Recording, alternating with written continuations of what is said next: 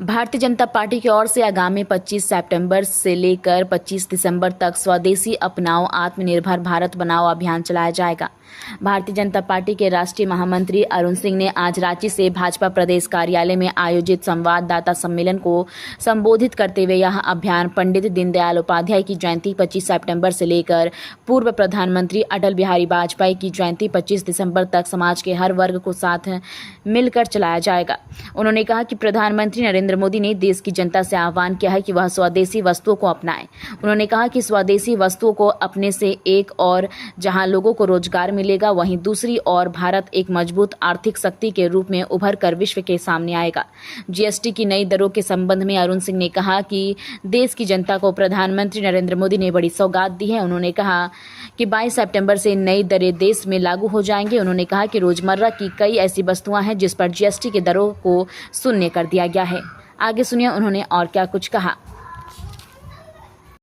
झारखंड सरकार के संरक्षण में करोड़ों रुपए कमा रहे हैं, यह स्थितियां हैं। शराब घोटाला की तो स्थिति यह है, मुझको नहीं लगता कि देश में ऐसा कोई राज्य होगा जहां ट्रक में भर के फाइलें आती हो, फाइल ही गायब हो जाती है और तो डाटा सेंटर में आग लग जाती है। इस प्रकार की हेमंत सरकार यहां पे चल रही है। चारों ओर अफरा तफरी का माहौल है। जल जीवन मिशन में जो पैसा आया उसका काम ही पूरा नहीं हुआ। पूरे देश भर में सबसे फिसड्डी, सबसे निचले स्तर पे अगर काम को कंप्लीट करना जल जीवन मिशन में किसी का नाम आता है तो झारखंड में यहाँ की सरकार, हेमंत सरकार की। मित्रों, यहाँ लगता ही नहीं कि कानून का राज है। जंगल राज, चारों ओर जंगल राज ही है। और हमने देखा कि जंगल राज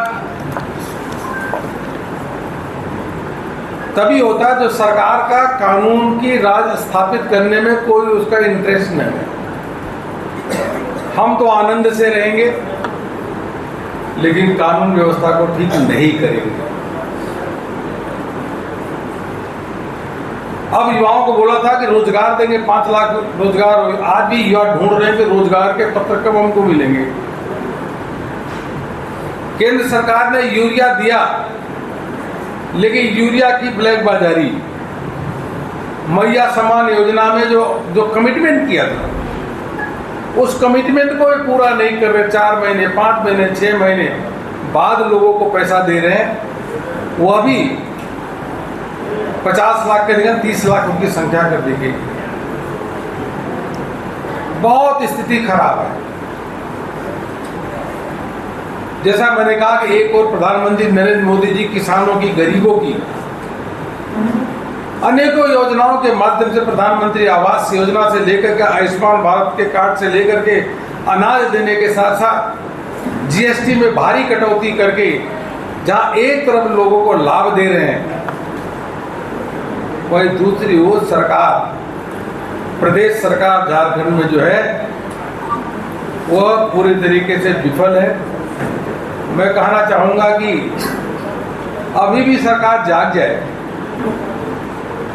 ठीक है, आप चुनाव जीते हैं अलग बात है, लेकिन चुनाव जीतना लूट और खसोट का कोई अधिकार नहीं होता।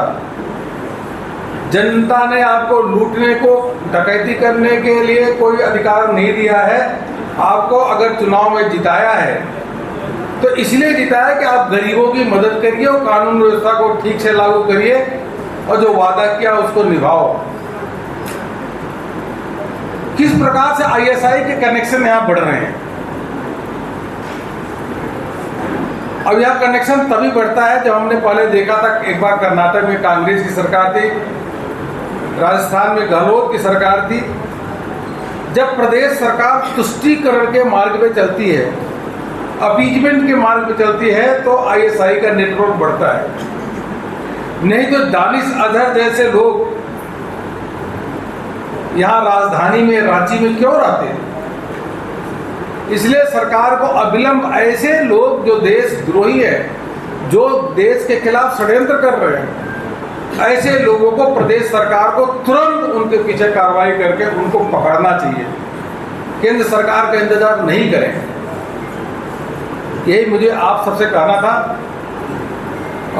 जो मैंने आपके समक्ष बात रखी, आप कोई बात कहेंगे तो जरूर हम उसको जवाब देंगे।